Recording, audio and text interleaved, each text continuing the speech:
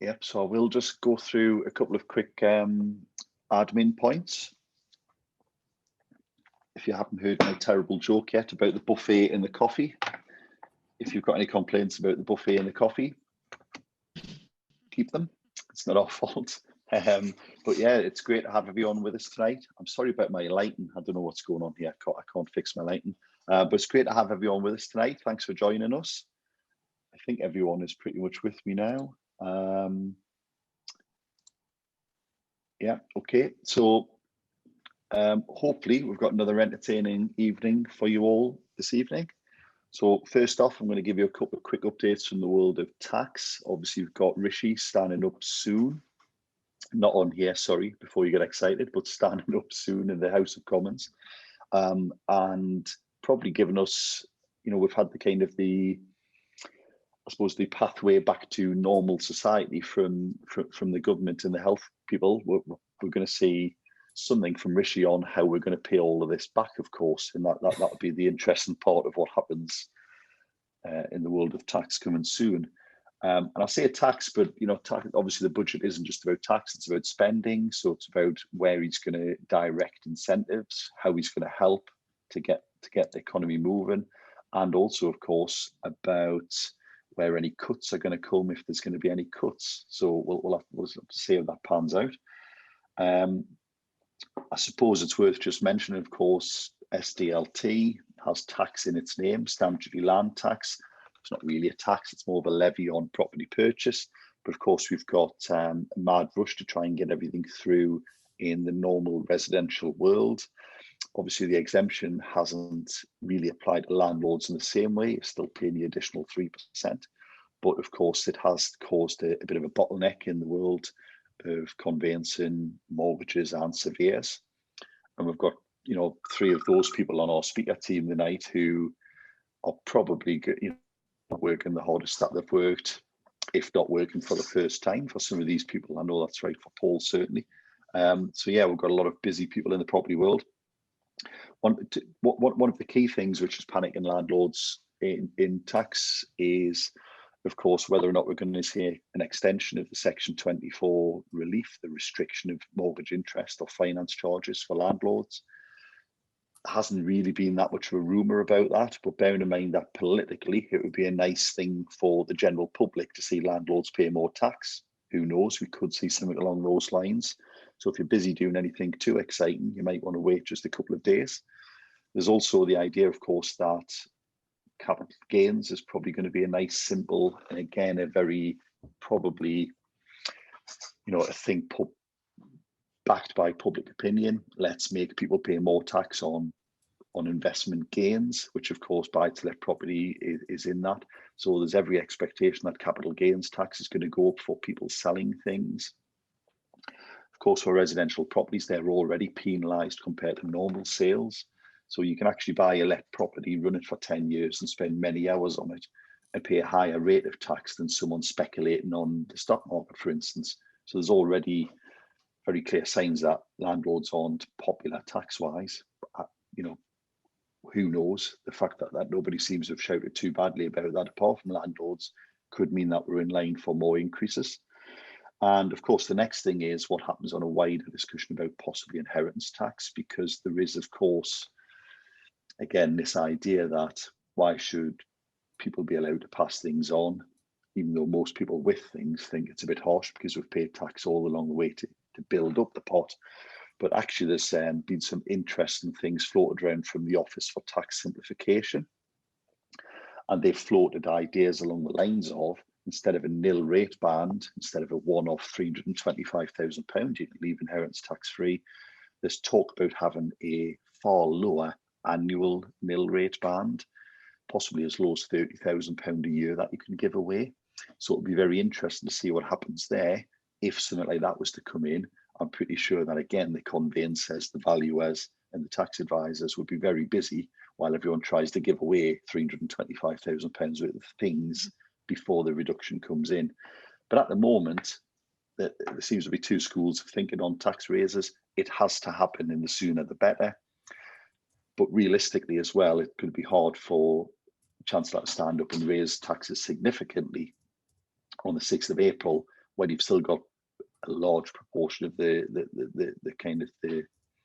country that's still going to be in lockdown. So it'd be a bit harsh if you're a nightclub owner who hasn't been open at all for a year and a half to then start paying more tax on the day you open. So it'll be interesting to see what happens, but no doubt we'll find out more as we have it. Without any further ado, though, we're going to pass you over now to Emma Walker. So Emma she has a couple of different hats. She's one of our speakers tonight, of course, otherwise I wouldn't be passing you over to her, but she's also, Emma runs EW Estates. She's also the regional representative for Arla. I'm probably stealing her slides here. I'll tell you what I'll do, I'll just pass Emma over because she's going to tell you some of these things. So Emma, make sure we can hear you, and I'm just going to put your slides on now, hopefully, and I'll pass you over to you. Fabulous. Thank you very much. Hi everyone. I hope everyone's safe and well and enjoying the meeting so far. As Martin said, my name is Emma. I am an RICS surveyor, registered valuer, and my company is regulated by the RICS and protected by Arla Property Mark. A little bit about what I do day to day. Mortgage valuations for lending institutions and banks. Please don't all boo at once, because I know I'm probably the very much hated part of the train at the moment. I carry out private valuations for clients for all sorts of reasons, probate, CGT, do loads of help to buy redemptions, do a small number of lettings and management on both residential and commercial properties, and I've got my own portfolio as well. So Martin's asked me to have a bit of a chat regarding the market currently in its slightly strange state. So firstly, if we can talk about sales, Martin, if we could just skip to the next slide. So February 2021, this month, saw the first rise in 3 months in house prices by a small 0.5%, but a rise, let's take it. However, as I have just mentioned, there are numerous delays at various stages of the process, meaning that 20% of buyers who agreed a sale in the middle of last year still have not completed. And I know I've been asked from that stat, and it's a little bit scary, if I'm honest. That's a long time for the process to go on for over 7 months nearly. Between February last year and this month, there has been a 45% increase in visits to Rightmove. However, new seller numbers are down by 21% for the same period. So this obviously is creating a demand. Now, the fact that it is now too late to complete in time, although there is the potential for the extension of the stamp duty, this suggests that people still want to move even without that saving. And I think that can only be positive for the housing market, if I'm honest. If we just pop onto the next slide, we can see from these tables, which I took from Rightmove, that the annual change in the average asking price is sitting at around the 3% mark, and it's done that for the last couple of months. There hasn't been much change in this, but it's good to be able to see the figures. If we move on to rentals, and I've specifically looked at on the next slide, rentals based within Newcastle. So the average monthly rent sits around 584, which is a small increase based on last year. But this suggests to me that although the demand is high, landlords are reluctant to increase rent given the circumstances. And I think that that's true of the market right now. I know many of you will be in the same situation, that you've probably got stuff that you've rented recently that's rented for much more than some of the current stuff. But I think we're already probably heavily criticised, and for landlords to be putting rents up superbly high, I think we'd be even more heavily criticised. And I think landlords are quite reluctant to do so. I know for me, I've got a 3-bed that on the open market would probably rent, I don't know, 550 maybe. It's currently rented at 495, and I daren't ring the tenant and tell her I'm putting it up, because people are already struggling. And I think that's the case for many landlords at the moment. Now, if we just go on to the next slide, I've brought some UK averages. So the growth that we've seen in Newcastle, which is relatively small, doesn't reflect what's actually going on in the UK. So the rents in the UK over the last 12 months, instead of 0.2%, was actually 2%. So we're seeing a much lower percentage increase in the Northeast than they are throughout the UK as an average. Now, no change in rental figures is anticipated throughout 2021 due to the increased demand. However, there's still being such a constrained supply. I know that many agents have got very little in terms of available properties, and we're all praying for some magic to happen and loads of properties to become available, because there's an abundance of tenants, but actually the properties we're quite short on. Martin, can we just move on to the next couple of slides for me? Thank you. Just one more.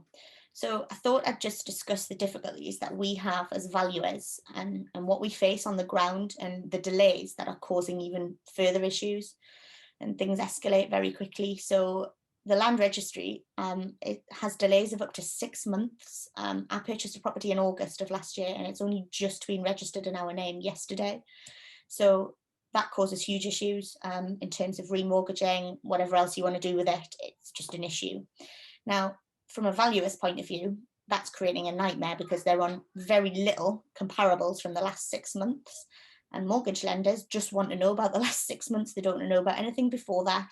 So if the land registry is short on processing stuff, then we're short on comparables, and we have to justify why we're valuing it. And if we can't find comparables within the next 6 months, it makes our job close to impossible, if I'm brutally honest. We're finding that a lot of sale agreed prices are inflated, and actually to evidence those with sales that have gone through in the last 6 months isn't happening very often. And I think I hear all of the time that valuers are downvaluing, but actually it is a sorry state in that there are just so many delays in the process, not only through actual getting to completion, but once they're completed, the then process that goes on to get them registered and for us to be able to see those details. And I know that if I ring round agents, they think I'm trying to pinch all of their deals, trying to get all of their information.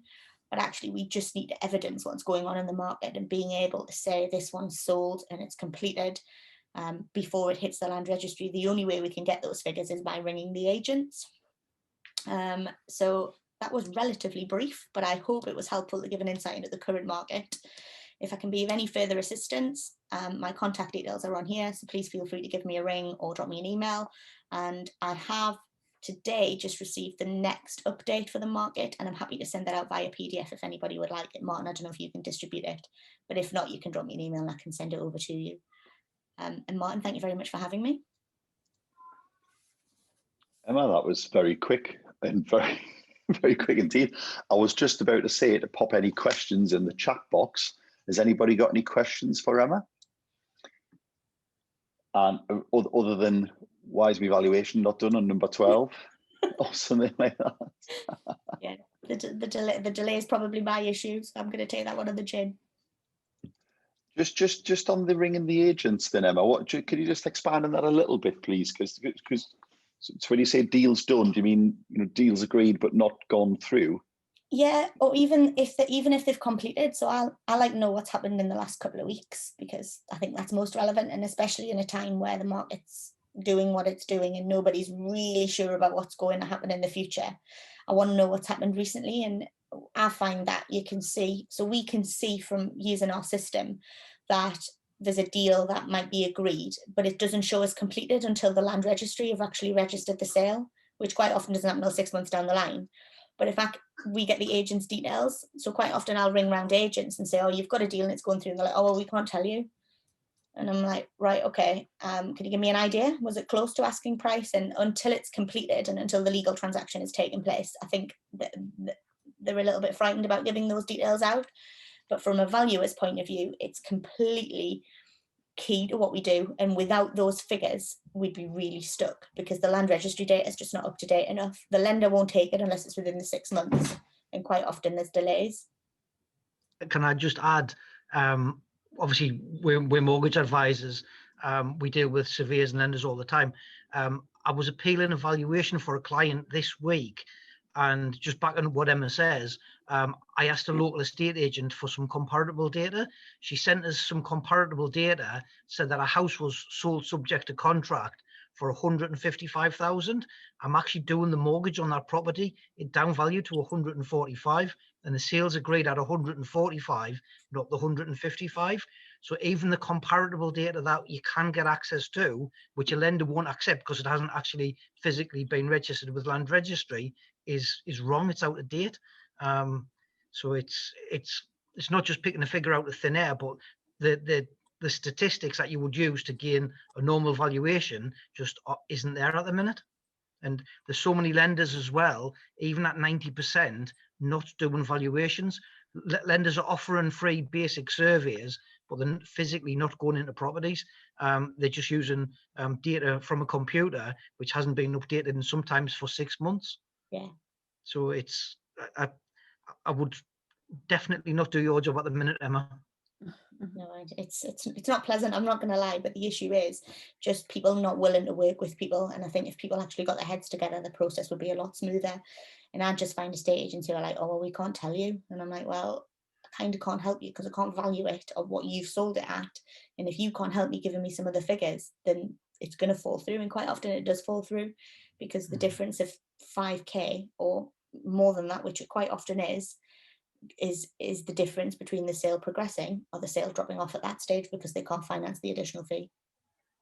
It sounds like, then, Emma, there's an irony here, because estate agents are, and I don't want to bash estate agents, and obviously you are an estate agent as well, Yeah. or certainly a letting agent, but actually you've got estate agents frustrated that things aren't going through at the prices they have agreed to sell for, but then actually not helping themselves to get those sales over. So that's an interesting thing. We've got a couple of questions in the chat here.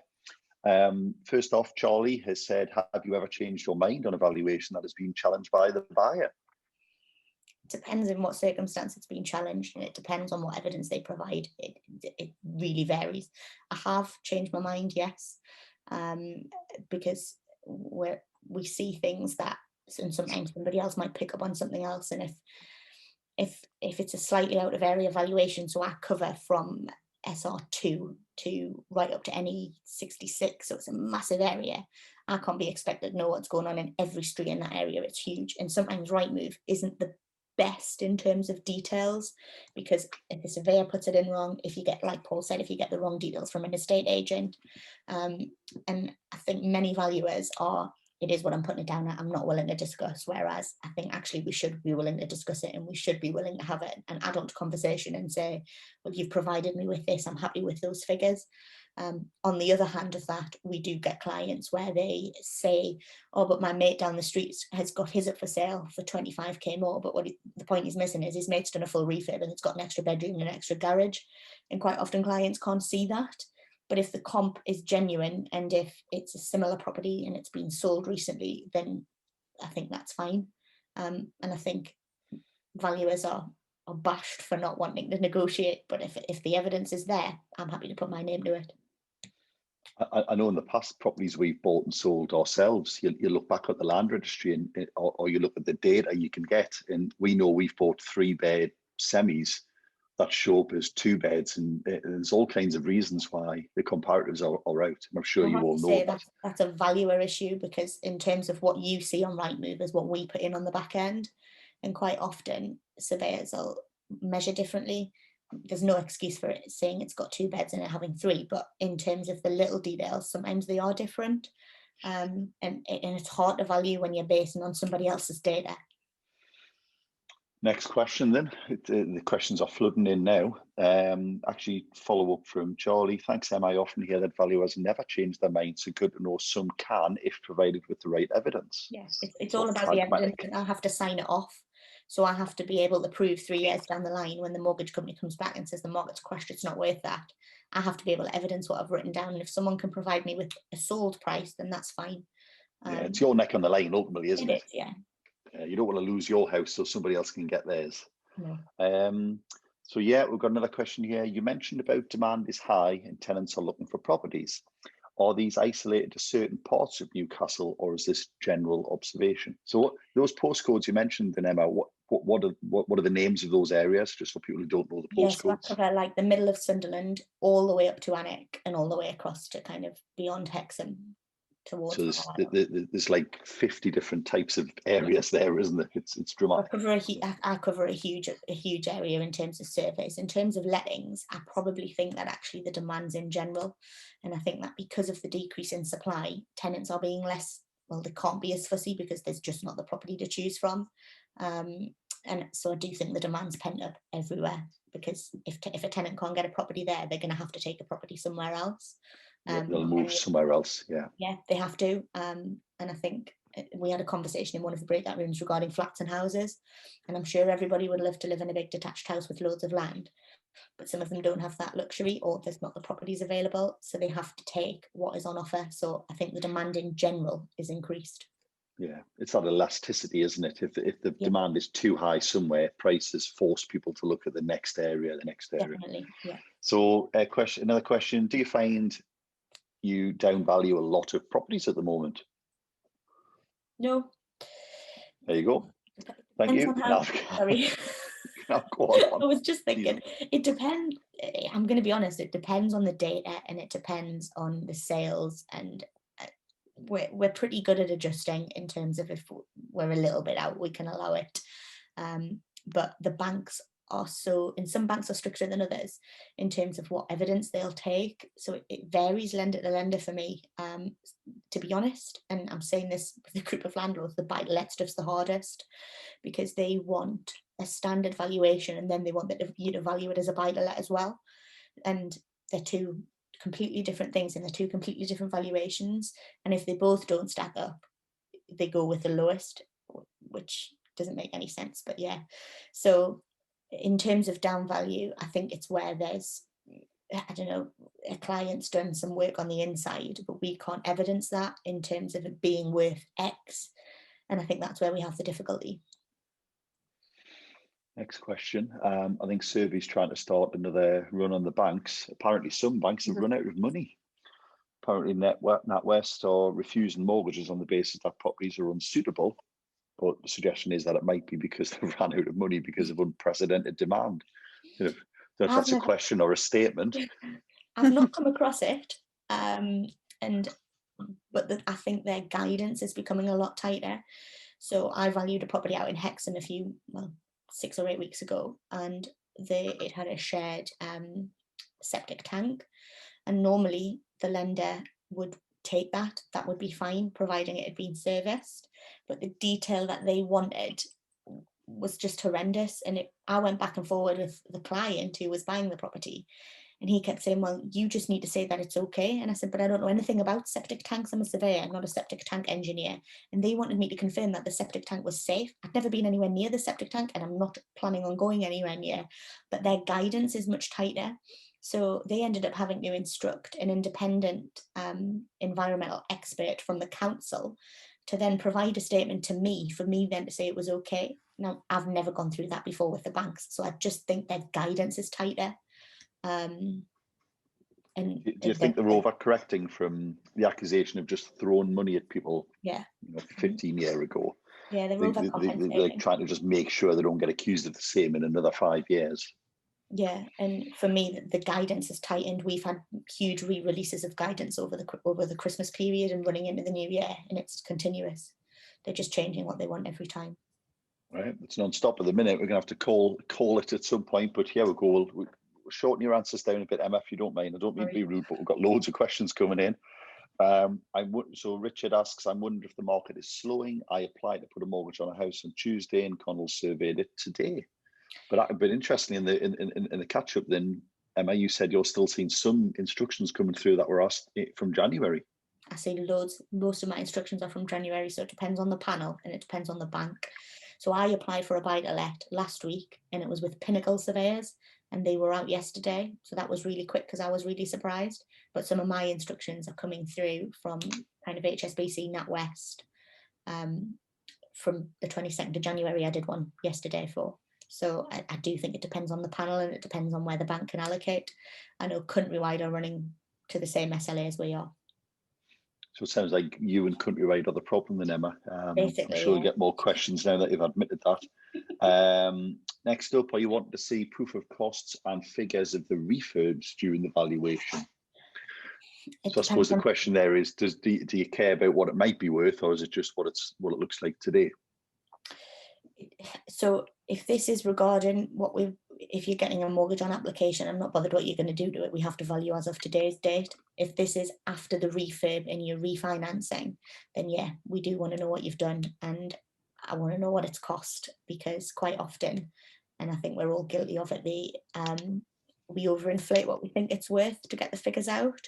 And quite often I find that landlords or investors more so have picked a figure, but it doesn't reflect what's going on in the property, and that property might be perfect and it might be done to a really high standard, but doesn't reflect the street. And I have to value the asset, which is what it looks like and where it's sitting and where it sits in the street or in the area. And just because you've put a flashy kitchen in, they don't sit hand in hand. So you will find that 90% of valuers will want a breakdown. And yeah, that's just the way it is, unfortunately. Okay. Paul's chipping in here. I would not say that banks are overcompensating for previous errors, but basically they're managing the risk more using the lending criteria. In other words, they're cherry picking. If everybody wants money off them, I suppose they can take their pick and just lend to the better deals. So I think last question here then, are drive-by valuations still available given the problems that you've highlighted?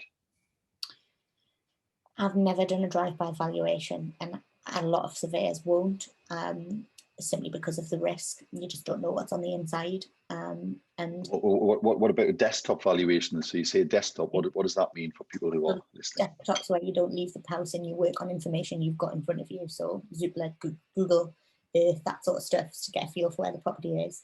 But actually getting inside and identifying defects and things that could cause the issue is invaluable. So I don't do drive-bys, I don't do desktops, I want to be out. And the only time that was different was right at the beginning of lockdown. So what the banks instruct internally is different than what we get on a panel, because I won't see any of the drive-by stuff. They tend to be done before they get out to the panel. We were instructed to only do desktop in the first 3 weeks of lockdown, and then we were back out and told to go out and wear aprons and gloves and masks and everything else, which is fine, but they want us out and they want us checking stuff. Yep. Last question then, and this is probably more maybe for Paul actually then. Would you say the high street banks are the ones causing delays, stricter guidelines, as opposed to the specialist lenders that seem to be speeding ahead? So I don't know if that's more of a mortgage broker question, Paul. I wouldn't say that's the case, because like Emma said, a lot of the high street lenders aren't that fussy. Their risks slightly different to the specialist lenders. It's not as risky. So it's the high street lenders who are doing free basic valuations, and they're doing either desktops or drive-bys rather than physical inspections. So there's a greater volume of residential purchases going through than there has been for probably the last 12, 18 months. But I don't think it's those cases that's slowing the market down. With most lenders, once the valuation's instructed, we're getting dates set within a week. So I don't think that's slowing the market down. I think it's the more specialist lenders where they do need more detailed reports. The other thing as well that I'll add, there's a lot more home buyers reports and basic surveys being done. Previously, about 98% of our clients, 95, 98% of clients just had a basic survey done. And because a basic survey then, it was an internal inspection, but you can't rely on that now. So wherever possible, we're recommending home buyers reports, just so that we can guarantee somebody actually does go into the house. Because I was talking to Emma earlier, I said, I had one with Santander. They did a drive-by at 90% loan to value, offered on the case. The client did a home buyers report on our recommendation. Turned out they had a basement that they didn't even know about, which was riddled with dry rot. And the surveyor's comments were, don't buy it under any circumstances. So I think there's a massive increase in home buys, which take a lot longer and then cause a little bit more negotiation as well. I think that's slowing the market down. Okay, that's it. So thank you very much, Emma. That's all of the questions, I think. Yeah, someone saying dry rot, heavy. I don't know. There you go. Sound like an awful radio DJ, don't I? Do apologise, everyone.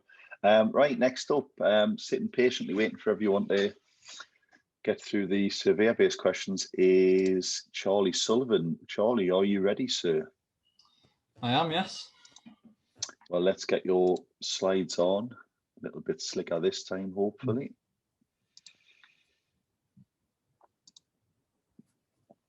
And there we go. So, hi, Charlie. Hi. Right, so good evening, everybody. As Martin said, my name's Charlie Sullivan. I'm just going to share with you just shortly tonight a little bit. Martin just asked me to share a little bit about who we are, what we do, and what we're doing at the moment in property, and sort of our process over the last few years. My wife and I have basically transitioned from full-time corporate careers into full-time property investing and developing. It's been by no means easy, despite all the adverts you might see bouncing around on Facebook and Instagram, as I'm sure many of you know and are more experienced than we are. But it's been a real adventure. So who are we? So it's myself, Charlie, and my wife, Jeeling. We started a company called Capstone Fox back in 2017. Prior to that, I was a mechanical engineer. Little action shot of me there. That's at the Port of Tyne, actually, in the northeast, pretending that I was calling in that big liner wheel to go on the back of a ship. But I was an engineer for 10 or 11 years, worked for a number of engineering companies in the northeast, and eventually was part of the management team of a company called Techmar Energy based in Newton Aycliffe, and we took that business to flotation on the London Stock Exchange. It was great fun. I loved it. But at some point, we start to have kids. And for any of you that have children, you know, your priorities change as soon as kids come along. And they certainly did for us. And so we started to look at income streams that meant we weren't on this corporate hamster wheel, having to work longer hours, get paid less money. And ultimately, we wanted to get control back, really, because time was our most valuable asset. My wife, she was a project manager for Virgin Money in Gosforth. Prior to that was Northern Rock, as I'm sure a lot of you will also be familiar with. I hear they're still paying some people to have mortgages. I know a few people who are charging Northern Rock from some of the mortgages they put out back in the day. But so we had very busy jobs, you know, lots of distractions and things like that, and essentially got into properties, started to read around the topic and dip our toe in the water. So we bought a few buy-to-lets and we moved into HMOs. And our strategy, which is now a very common one, was to buy property that was significantly discounted from the current market value, buy something in need of refurbishment, add value through the renovation, and then get it remortgaged at the new market value and rented and tenanted and all that.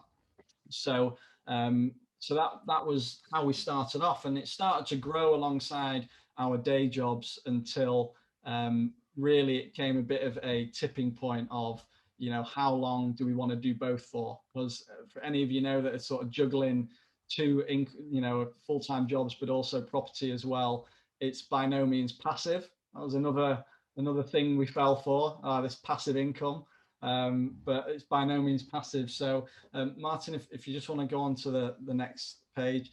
So we, as I say, we started to buy buy-to-lets and HMOs, and we got to a point where we took the jump, really. It was myself that went full-time into property, exited my corporate career, and started to really try to scale up so that we could do property full-time. So as things stand today, we've got a number of schemes on at the moment, and we've moved into some of the more, I suppose you could call them creative strategies, development deals, planning gains, and commercial conversions. So the images you see on the screen there are, the top one is a grade 2 listed chapel that we have purchased in North Wales, and the plan for that is to convert that into 7 apartments to sell them. So that's a beautiful building. It's actually one of Denbigshire's top 20 eyesores. So looking forward to hopefully changing that over the next year. There is an image below that of a plot of land that we've secured in Stockport around Manchester, and that is to build 3 houses with the view to either sell that with planning in place or build that out. And then, I don't know, does anybody recognize the building on the right? You might want to stick it in the comments if you do. Martin, you're not allowed to answer this because you've been there. But everybody that I speak to about this building has either visited it when they were younger, or had a pint in there, or I think, Martin, you got kicked out, didn't you, for being too rowdy? Is that true? Put me to the end. Sorry, I'm just busy clicking all over there to say absolutely not. How dare you? I thought you were responding. Yeah. So it's called the Beeswing Hotel. It's a former pub in Felling in Gateshead, and we are purchasing that building with the view to convert it to 12 apartments to either sell on or rent out. So undecided as of yet. And then we're doing a church hall conversion in Stockport. So on top of that, I search for off-market land deals. That's something that I'm really keen on. I like the idea of contacting vendors direct, trying to get planning and adding the value at an early stage. And I also have a consultancy business where I'm helping aspiring investors really do what I did. You know, I'm an engineer first and foremost. I'm quite analytical, and so we had a system that worked for us that enabled us to leave our corporate jobs. And so I help other people do that as well through coaching and consulting. But I think one of the key things that I really wanted to say on this call, I know at the moment it's hard for a lot of us in property to find deals. You know, it seems like every man and his dog has suddenly got into property. I think there's a lot of bounce back loan investors popped up and the like, and so it's become very challenging. But one of the things that we've done over this time is change our strategy. You know, we've not tried to force it. We still do buy-to-lets. We still do HMOs if the deals are right. But this is kind of COVID, if you like, sort of forced us to look at some of the more creative strategies, which is why we're doing some of these deals now. And the thing that I love about developments is the options that it gives you. You know, you can secure something subject to planning. You can sell it with planning. You can put it in an auction. You can develop it out. You can partner with somebody who's got the skills you haven't got. So I like the idea of being able to creatively structure the deals and effectively give you plenty of extra options. So really short and sweet. That's all of our deals. To kind of maybe give you just a bit of background as I close. I'm not going to rabbit on. I assume the Gateshead site would be of most interest, with this being Northeast Landlords. And so this building, it's a 6,500 square foot building. It was, as I mentioned, it was a former pub, former hotel. At one point in the early 1900s, it was owned by a Canadian heavyweight boxing champion, and there was a bare knuckle boxing ring on the first floor. Not found that yet, but it's a beautiful building, and I'm a sucker for a good looking building. I know the age old advice is don't get emotional about it, but I mean, look at it, it's great. It has got probably the Northeast best pigeon house at the moment at the top, which has been the bane of my life, trying to keep them out. But we're very excited to get started on this project, looking to retain as much of the original features as we can, and ultimately configure it to work much better and provide some great units for people to live in. So this one, just to tell you a little bit about how this came about, because I've talked about finding deals being a challenge. You know, we've always tried to share with people what we do, and just let people know within our immediate, like family and friends, you know, talk about what you do, whatever business you're in, share it, because you never know who's listening, and it might not be today that they pick up the phone and call you, but it could be in a few months' time. And sure enough, that happened with us. And I got a message early last year from a friend, and someone who was basically related to the owner of this building, who said that they were looking to put it on the market, and would I be interested to have a look at it? And anyone who's been in property, even for a short amount of time, will know that success likes speed. You've got to be quick, and you've got to move quick when opportunities come up. So we did. I went up there, viewed it, and we agreed the deal, and we've been working on it ever since. So tell everybody what you do, because you never know when it might come home to roost, just like the pigeons. There you go. So that's it, really. I'll answer some questions if anybody has any. I realise that's kind of a very quick overview, but I was conscious of time, and I'm happy to answer anything you've got that might be of interest. And also on the next slide are our details if you want to connect with us on social media. We're on all of the main channels. Thank you very much, Charlie. We've got questions coming in now. So first question is, can you expand on the various exits mentioned on the last slide? So for the Beeswing, yeah? Yeah, so I think on the bottom of there you said, and the wording was exactly, various exits including supported living, lease or sale. Yeah, so when it comes to stacking a deal, a development deal, really it's no different to when you're looking at a residential property like a buy to let. It's bigger, So for us, we look at the end value based on the number of exits. Are we going to sell these? What sort of standard are they going to be? Who's the tenant demographic? The reason I mentioned there about the supported living exit is it's something I'm exploring. I know it's a big hot topic at the moment. I think for us in lockdown, we did okay. The first lockdown, a lot of our tenants were absolutely fine, but it did expose the fact that we were maybe all in on buy-to-lets and professional lets. So we wanted to diverse the portfolio, and something we've looked into is supported living, whereby you either get a registered provider, care provider, who is looking for the site with the criteria that you have. In this case, 12 one-bed, or it's 10 one-bed units and 2 two-bed units. When I say units, more property jargon, flat or apartment, and you can work with those providers to either put a lease on the building whereby they rent it from you for an agreed amount per month over, say, 5 or 10 years. The attraction with something like that is you often have much lower maintenance and management fees, if any at all.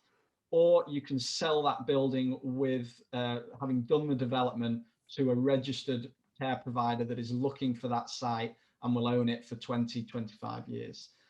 So that's one of the exits. We could also look to sell off the flats individually to owner occupiers, or we could look to go to a company. There's a lot of large companies like Amazon or Nissan, and see if they would be interested to take the building for their sort of incumbent graduates, apprentices, things like that. So I'm always thinking about options and exit options, because you never quite know what could happen. And hopefully that helps to answer your question anyway. You mentioned something quite interesting there, Charlie, about looking for other avenues. And I think you told me, even though I live significantly closer than you, it was you that told me Amazon were building that huge warehouse thing in there, just off, the back of Wardley and Washington. So yeah, it's interesting. One of the other questions we've got then is, as part of your service, do you then source properties for clients? I'm not a property sourcer. I have helped people in the past. I know, and I use property sourcing agents. I think if I were to do it, I'd want to be good at it, and I'd want it to be my main thing. And so, I tend to steer clear of trying to do too much of everything and just focus on, first and foremost, I like doing deals, and I'm a property investor and developer. That's it. So there you go. Short answer, no. So the next thing, very inspiring, thank you. You seem to have a few projects which seem quite scattered. How do you find managing these remote projects around the country? So yeah, I mean, what as the crow flies, what's the distance between your two furthest projects then, Charlie? It's hundreds of miles, isn't it? 160 miles away from you lot, assuming you're all in the northeast. 160 miles away from the northeast, and I'm probably about 60 miles away from North Wales, from my site in North Wales. Really, I'm a big believer in working with really, really good people and building relationships. In my previous career, I was in sales and business development, and I've seen the power of having a good network, to avoid you having to make mistakes and avoid costly mistakes. So I look to team up with people that are strong where I am weak. So I'm not a builder. So you're not going to see me on Beeswing with a hammer, kicking down walls and all of that. So I'm working very closely with a builder that I've built a relationship with over many years. And I now trust to be able to run something like that. And likewise in North Wales, I have a business partner on that deal who is a local Welsh guy, which means that I've got somebody on site. His strengths are in the project management on site stuff, whereas I'm more sort of back office, the finance side of it, and structuring of the deals and the exits. So yeah, my answer would be that. Just you know, work with people who can help where you're strong. Don't try and be all things to all men. Yeah, we go. Thank you, Charlie. Paul has thrown in. Paul, I don't know why you don't just speak these things. You're not shy. Do you want to just say what you've typed and save me reading it for you? Yes, I'm doing a mortgage for a senior manager at Amazon at the moment. She just moved up from London, and she says once the 2 factories are complete, there'll be over 8,000 jobs created. So you've got the one in Washington, and you've got the one at Bishop Auckland. I know from dealing with some of the staff who were already at Amazon, the management, the health and safety executives, people like that, are on full-time salary, but a lot of the general staff are on 0-hour contracts or 12-month contracts. So those are not the sort of people who can buy properties yet until on proper contracts, but the sort of people who are going to want to live beside work. So it's maybe something to consider when you're looking at properties. Look at some of the properties around these Amazon factories, because the house prices haven't started increasing around those areas yet. Yeah, I think that's a really good point. If I can just jump in, Martin, follow the money. You know, a lot of people talk about the high street is dying. I personally don't believe it's dying. I think it's changing. People's requirements and needs are changing. You look now, you know, how many Deliveroo and Uber Eats and things like that, and how many people that's employing. Look at Amazon, you know, how many people are delivering packages for Amazon. Follow where the money is flowing and just, you know, get some of that, basically. I had an old boss that gave me that advice once. He said, you know, if you plonk yourself in an industry where there's a good flow of money and just take a small part of it, it's much easier than trying to come up with the best idea in the world in something where there's not a lot, you know?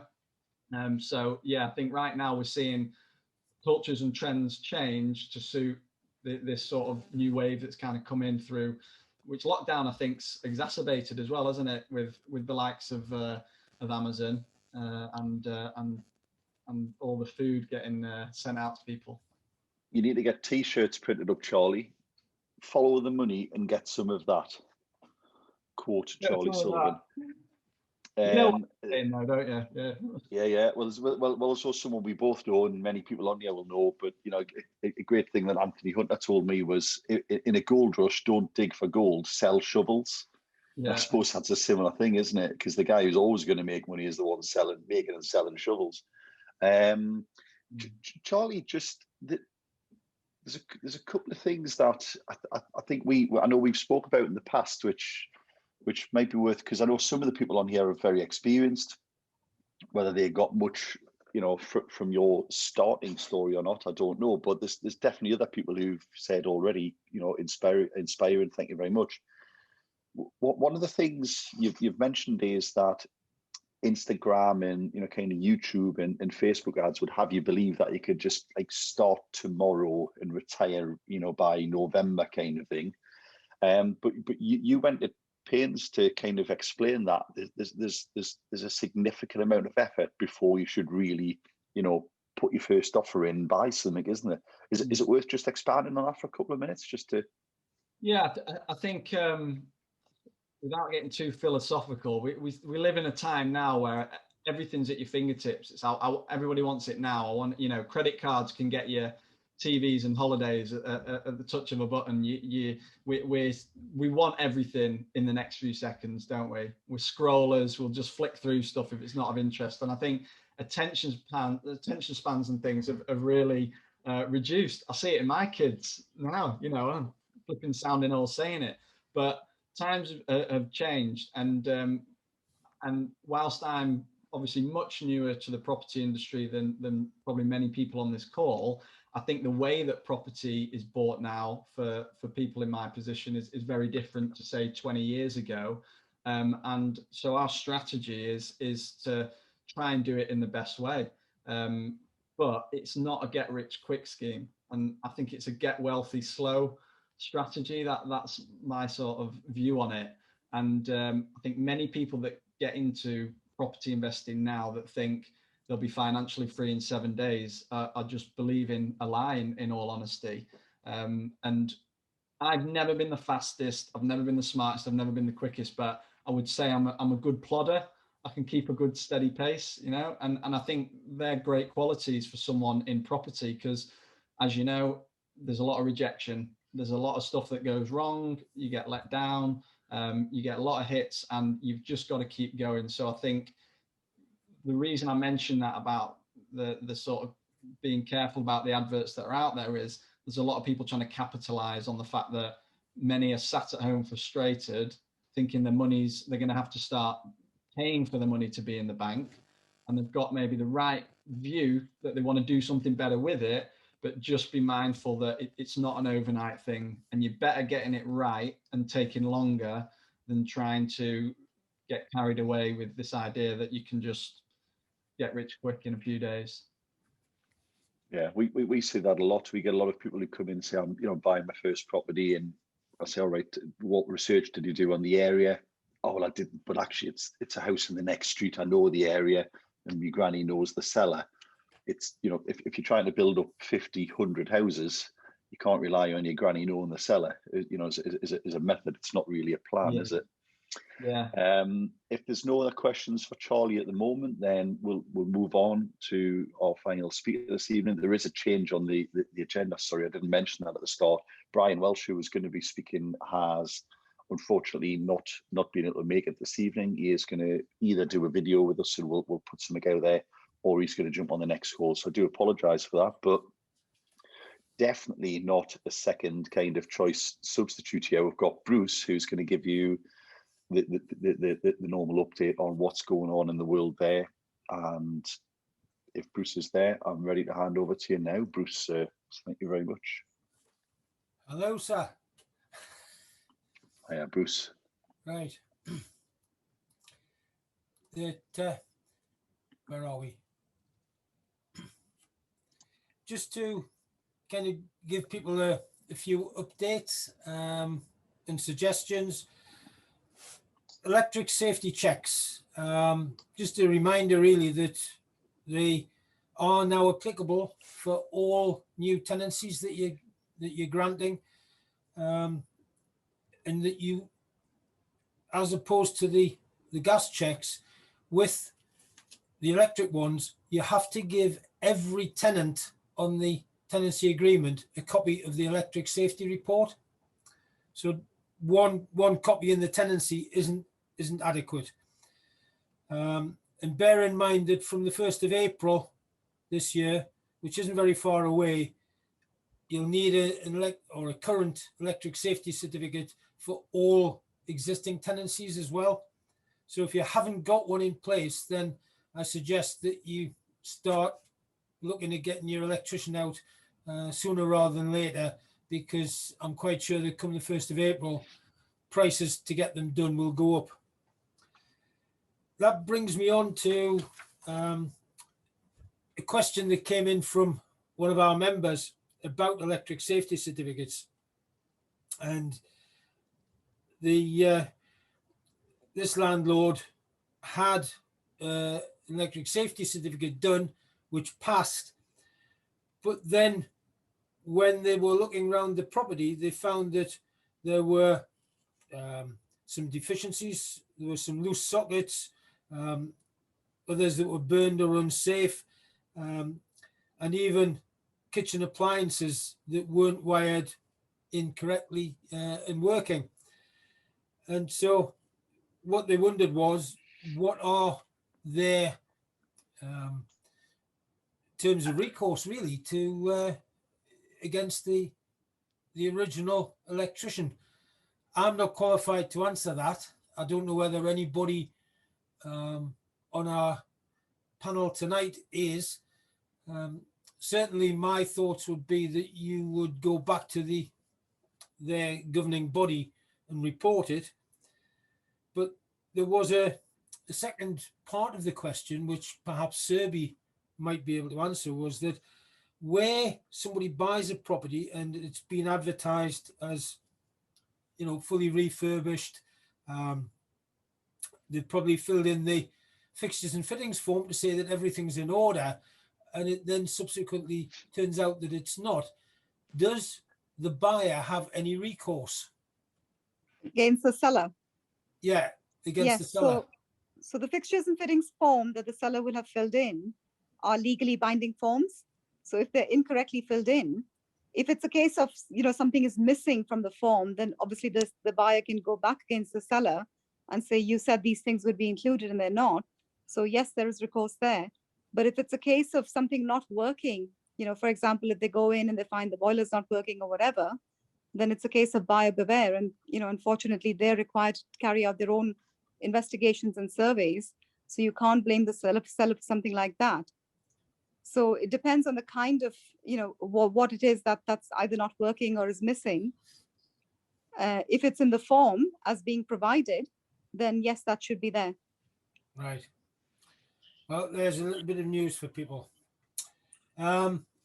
Just to caveat that, yes, there is a recourse against the seller, but at the end of the day, if it's a small, you know, if it's a small matter, for example, you know, they said they would leave sofas and they're not there, then the most you can do is write to the solicitors and say you're in breach because, you know, your client hasn't given that item. But how likely are you going to be to pursue it through the courts when the court fee is likely to be more than, because it's going to be a small claims court case. So you can't really recover your fees if you end up in court. So in practice, unfortunately, it doesn't go that far because it's just a case of, you know, you would write to the seller, and if they don't comply, then most people just drop the case rather than actually taking it further. Yeah. Is there an argument then, sir? Because, you know, I know Emma's on here as a surveyor, but is there an argument for getting, you know, a gas and engineer out to a property and a sparky out as part of your kind of pre-completion, pre-exchange checks? Absolutely. We say that to every single client, and pretty much every one of them ignores us. You know, when we say that, you have to get your own investigations and surveys done. The seller is not under any obligation to disclose to you if the boiler is not working, unless you've specifically raised a query to say, is the boiler working? And the seller comes back and says yes. And then it turns out that the seller was lying, but that's quite difficult to prove because it's misrepresentation. So something like that would be quite difficult to prove, but otherwise, you know, it's up to the buyer to carry out their investigations and surveys, making sure everything is working correctly. It's interesting, and sorry if I've hijacked this, Bruce, but No. the question, because I saw the question as well.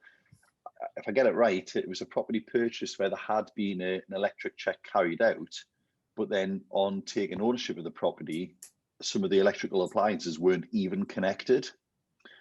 And I suppose technically then the electrical check wasn't wrong because it only checks the things that are connected to the mains, doesn't it? So the electrical check was technically correct. It's just that the question was never presumably asked, is that oven actually connected anywhere? Is that, you know, boiler connected? It's an interesting one, isn't it? I think if my memory serves me right, on the electric certificates that you get, it actually itemizes cooker, hob, oven, whatever, and they would have to mark against it whether it was working or not. So I suppose if you got an electrical check done that shows it was working, yeah, but it was clearly never even connected and had never been, then you might actually have a claim against the Sparky then. But the claim I think would be against the Sparky. But you weren't the person who actually. The Sparky, not the buyer. I was going to say they weren't your client, were they? They weren't, exactly. Yeah. You would have to you'd have to sue the seller and persuade them to sue the electrician, but they've got no interest in doing that because you can't. Be very hard to sue them for it anyway. So yeah, you're making a joint claim against the seller and the Sparky. I don't know. Yeah, but then back to the point about small claims court, you can't recover your fees. So chances are you're going to end up paying more in legal fees than what you're going to recover. Right. So is there any point in going ahead with the court case at that point? Fair point. That well, I suppose one suggestion for landlords is, if you are buying property, and this is something I've always found over the years, you tend to have less problems with a property that is currently a rental property, because that has had to have checks done, than you are buying an owner-occupied property where sort of Mr. Budget has tried to do all sorts of things in there, and unless you spot them, you're never going to sort of realize it until after you've bought the property. I haven't gone by the name Mr. Budget for about 7 years now, so if you can drop that. That well, I mean, that well-known company, you know, Budget and Scarpa, that I think they've gone out of business now, though. Anyway, I'll move on. Just to remind people about Section 21s, that effectively they're sort of suspended at present, thanks to Generation Rent and Acorn and everybody else putting a lot of pressure on the government. There's a lot of landlords are struggling desperately with rent arrears, where the tenants haven't been paying. If they are on universal credit, then the advice would be make sure you apply for direct payment if you haven't done so already. An interesting little snippet that came up this week, that in Wales, they are now looking, or they have passed legislation that Section 21s will require a 6-month notice in future and cannot be served until after 6 months. So effectively, tenants will have a minimum time of 12 months in a property before the Section 21 kicks in. And there seems to be a fair suspicion that this may well be moved across into England as well at some point in the future. So just sort of bear that one in mind. A little bit of an update on COVID in Newcastle, and particularly in the student sector. The universities and the police have noticed quite a rise in breaches for COVID among the students, particularly living in the private rented sector. Now, I don't know whether people are aware, but there is a scheme called Operation Oak operates in Newcastle, where the council fund 2 police officers who spend most of their time walking around Jesmond, Sandyford, Heaton, in the student areas, looking for antisocial behaviour in the main. And currently it's looking for COVID breaches as well. The police have now put another 2 officers onto this team. So there's now 4 of them wandering around the student areas looking for people who are breaking the law. And they're reporting that their fixed penalties have been rising quite a lot recently, and the values, because they're now getting sort of 2nd, 3rd, 4th time offenders, so the actual amounts are starting to rise. So it's something to sort of warn your tenants, really, if you have any student tenants in those areas, that they are at risk. One of the other things that a lot of the students don't realize is that if they are issued fixed penalties, this will then be reported to the universities, and particularly those doing professional courses like medicine and probably law. If they have a criminal record or something similar, it could affect their ability to qualify. So it might not become apparent till then, and it could also come up on a DBS check. So perhaps trying to be that helpful landlord, pointing out to these students just what the implications are if they do breach the COVID rules. Which then leads on to the latest innovation in Newcastle, the e-scooters. I had that on my list, Bruce. I can't get a minute's peace at the minute for people knocking us over on bloody scooters. Well, I'll let you tell the story, though. Would you believe that the police arrested 7 people last night on an e-scooter? for drink driving.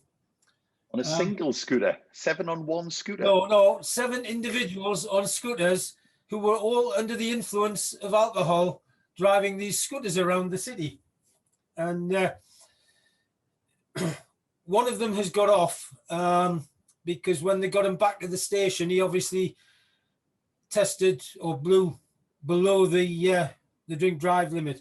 But what they're trying to do is get a message out to people that they're not scooters, they are actually road vehicles and subject to all the requirements of the road traffic laws.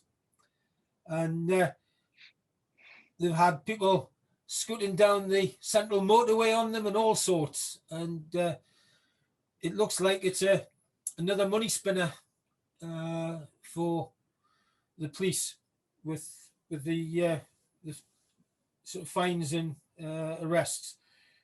But again, bear in mind that people caught and prosecuted for drink driving and things like that, it could affect them in later life.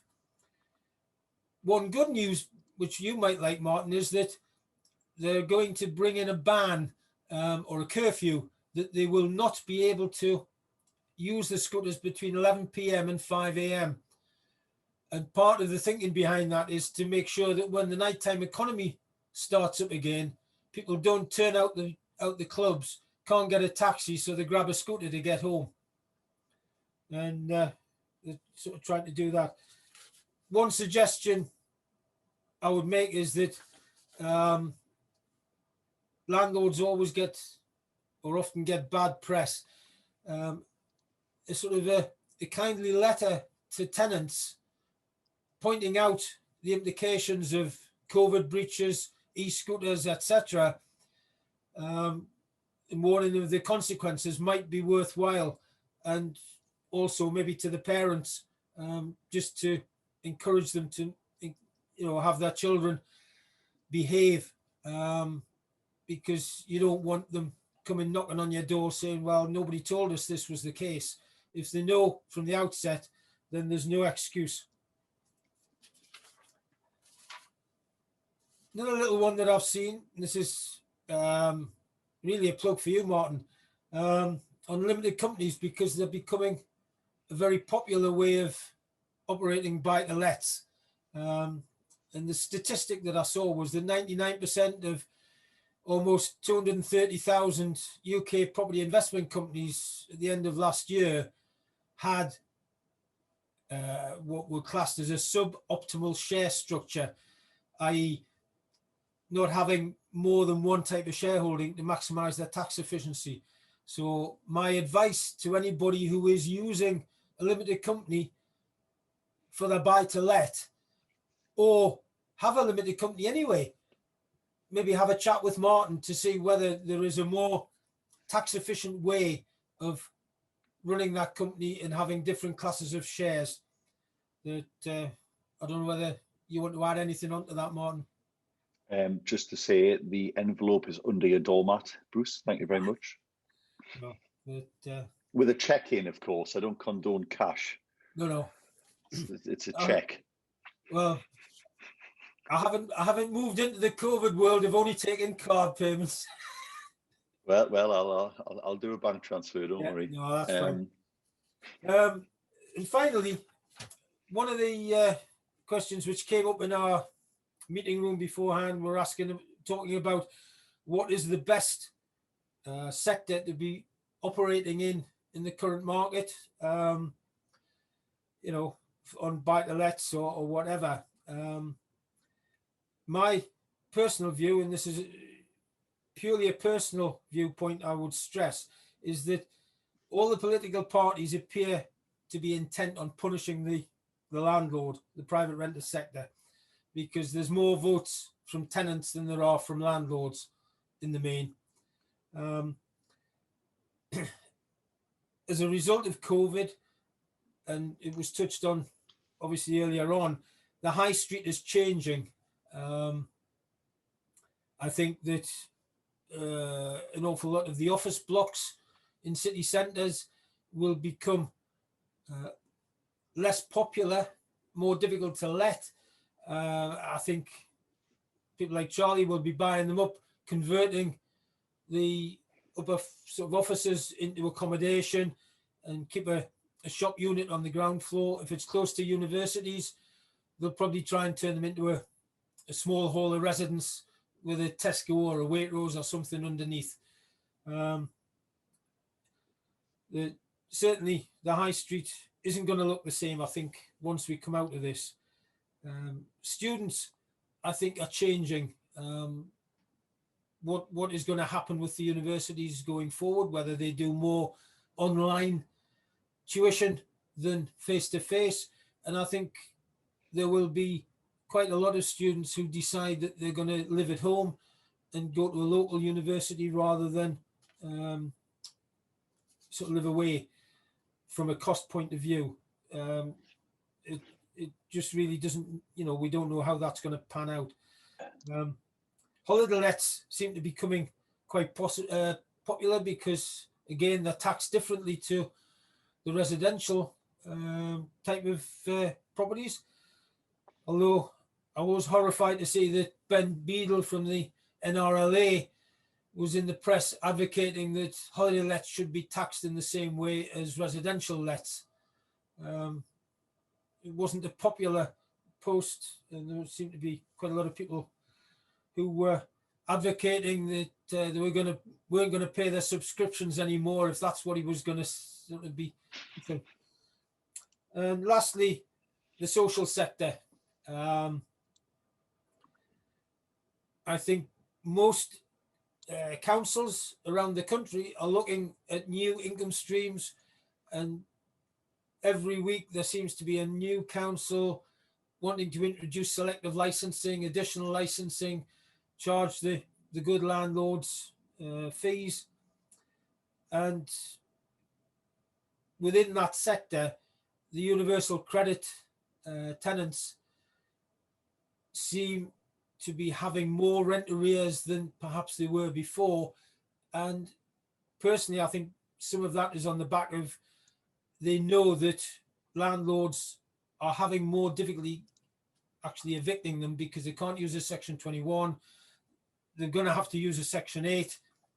And unfortunately, I think when a lot of the cases come to court, a lot of the courts seem very reluctant to evict tenants, particularly in the present climate, so that if they come up with a sub story that they've had a hard time, but they'll pay it off at 50 quid a week, a month or whatever, the judges will give them that benefit of the doubt. So, just be careful. If you have got tenants on the universal credit, then my advice would be to apply for direct payment if they're 8 weeks in arrears, and make sure you do that sooner rather than later. But the final thing that I was going to suggest is that people or landlords tend to buy a property, do it up and think, oh, that's good, and sit on it for the rest of the sort of property life. And we don't look at our portfolio on a regular basis to review it and think, has the demographics changed? Is the market where this property is situated still positive? Or have I made a good profit on that one? Well, I can sell that and I can reinvest somewhere else and use my tax-free capital gains allowance to offset it.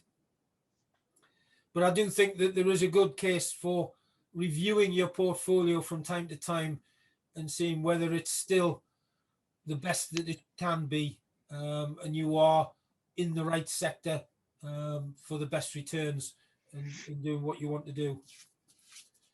So that's basically all I've got for this evening. I hope it's been some use to people. One last question, and I don't know whether people want to sort of put in the chats with regard to emails that we send out for the meetings. Are you happy to receive the emails to sort of let you know when the meetings are on with the link to register, or would you rather sort of take your chance and have a look on Facebook, on our Facebook page, and pick it up for yourself? That's my final bit. But thank you for everybody staying along and coming along this evening. I hope you found it useful. Thank you, Bruce. It sounded like you were finished there, but we're not finished. I'm finished. Yeah, I know, but you're sending everyone off there to go and, get the, Sorry, my get the apologies. smoking jackets on and get the cigars out. We're not there yet. Right. So yeah, there's a couple of questions. First of all, right, so Steve has put in the comments there, one of the things I said earlier on is perhaps if an oven isn't connected to the sockets, then the Sparky wouldn't check it anyway. But also he then goes a step further. The things that are plugged into sockets aren't checked anyway as part of an EICR. So it would only be if it was hardwired, if I'm reading that right. And I'm happy for anyone to correct me if wrong. I've got a question here from an email question.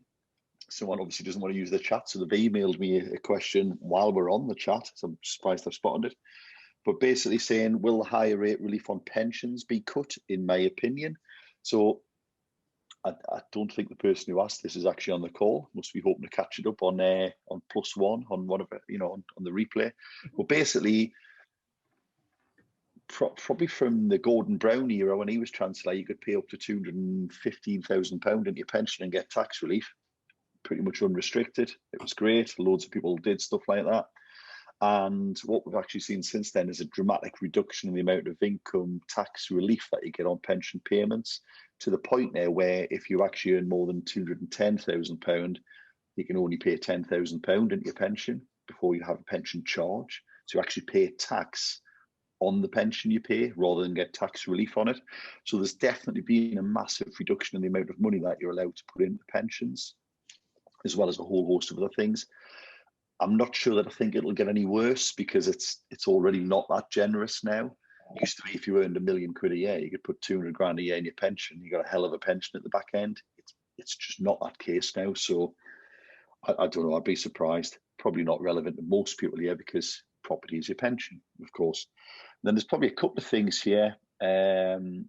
Someone said here, if issuing an EICR and there are two tenants, could you issue one copy with the covering letter and both names if they're living as a couple? Bruce, is that you mentioned about giving copies to both tenants? As far as I'm aware, it applies that they have to have their own copy each. It's a bit like the deposit certificate, deposit protection certificate. Each tenant should receive a copy of the deposit protection certificate with the prescribed information. So I think the same applies with the electric one. The other thing is that if, and this is the crazy part of the legislation, if the electric safety check fails, every tenant has to be given a copy of the failed certificate. And then when it's retested and passes, they then have to be given a copy of the new certificate. So my answer to the question would be no, they would have to have one each. Okay, we've got probably 3 mortgage related things in a row. Pen out, vote. Thoughts on LIBOR. What do you think is going to happen on interest rates, given the fact that the Bank of England instructed people to prepare for negative rates? And finally, a mortgage prisoner issue seems to be gathering pace. Do you expect there will be a future benefit to landlords who find that they can't move their mortgage due to a high loan to value? I have 4 ex-Northern Rock mortgages with an interest rate of close to 5%, but the loan to value is close to or above 90%. That's really what the question there is, but I suppose the point is they've still got 90% of the value out on mortgage, which most new people wouldn't get anywhere near. I think that's the point. Yeah. Couple of questions there. My personal thoughts on negative interest rates is I don't think we need to go negative. There's not a need for a reduction in interest rates. The market's absolutely booming at the minute, which we've already talked about. So I personally don't think there'll be a need to go to negative interest rates. The Bank of England base rate was unanimously held last time there was a meeting. A couple of things in relation to LIBOR. Obviously, I know some of the landlords in the room there'll be quite a few of you who've got mortgage products on old LIBOR tracker rates instead of standard variable rates. And there's probably be a couple of you who've got commercial loans on LIBOR rates. The Financial Conduct Authority and the PRA have said by the end of 2021, no mortgages should be on LIBOR rates. So if you've got a LIBOR product at the moment, you'll get correspondence within the next, what are we now? It's nearly March. Within the next 10 months, telling you about what rate you're going to switch to. Most of the lenders are going to be switching to a rate which is called SONIA, which is the Sterling Overnight Interest Rate Average. It's very, very similar to LIBOR, just a little bit more stable and a bit easier to control.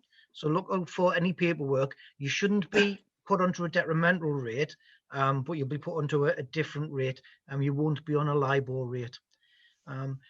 In relation to the questions about 90% loan to value on the buy-to-lets, again, we need to do a proper fact find to give advice, but the old Northern Rock products were for residential mortgages.